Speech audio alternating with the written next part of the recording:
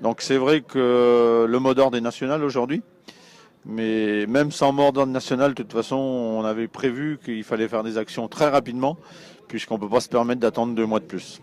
Alors, la situation d'exploitation pour le début 2013 est assez compliquée, avec un prix du lait qui ne fait pas face à nos coûts de production. Sur 2012, on a eu une augmentation de nos coûts de production au niveau des aliments qui ont été chiffrés pour notre exploitation à un coût supérieur à 15 000 euros. Donc ça encore, c'est pas le problème si notre prix du lait était vendu un peu plus cher. Le souci, c'est qu'aujourd'hui, la grande distribution ne veut pas faire passer des hausses. Nos transformateurs ont peur de la grande distribution, ont peur d'être déférencés, donc ils ne font pas l'effort de nous augmenter le prix du lait. Ce qui fait que là, nous, avec nos coûts de production actuels, on travaille pour la gloire. Il y a des prix qui aujourd'hui flambent. On a des prix notamment au niveau du gaz, c'est une production que je connais, donc je vais en parler un petit peu. Le gaz a des prix qui sont en fluctuation faramineuse, avec un hiver que l'on vient de passer qui est détestable. C'est des gens qui se permettent de faire varier les prix comme ils le veulent en fonction de leurs besoins. Ils ne s'occupent pas de l'utilisateur et ça c'est un problème. Donc ce qu'on est venu chercher aujourd'hui devant la préfecture et sensibiliser les pouvoirs publics, c'est les 10% qui nous manquent. Donc ce qui présente aujourd'hui pour le lait, pour la production que je connais très bien, on a un prix de base de 300 euros. Aujourd'hui, ce qu'on vient chercher, c'est 30 à 40 euros.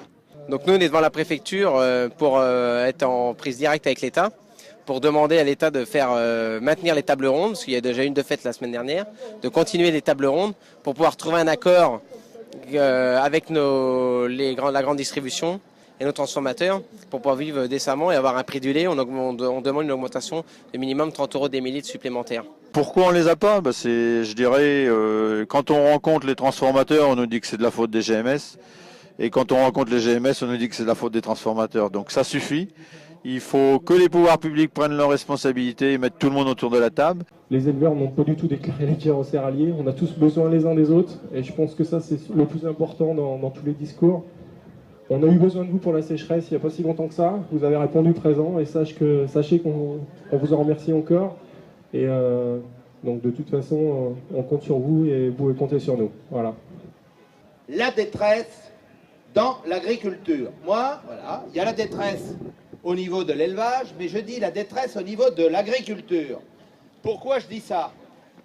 Parce qu'il y a des choses qui vont un peu moins bien que d'autres, mais il n'y a pas grand-chose qui va bien. Eh bien, je vais commencer sur l'environnement. Ça touche toutes les productions. Toutes les productions. Aujourd'hui, on veut nous en remettre encore une couche. Je ne sais plus ce qu'il va falloir faire. Aujourd'hui, les surfaces d'épandage, je vous donne une norme en volaille. Je vais peut-être en parler un petit peu, mais parce que c'est des choses que j'ai en tête. Aujourd'hui, un bâtiment de 1000 m², il nous demande 80 hectares d'épandables. C'est incohérent. Les normes environnementales, le ras-le-bol, la pause s'impose. Parce que ça, c'est pas productif.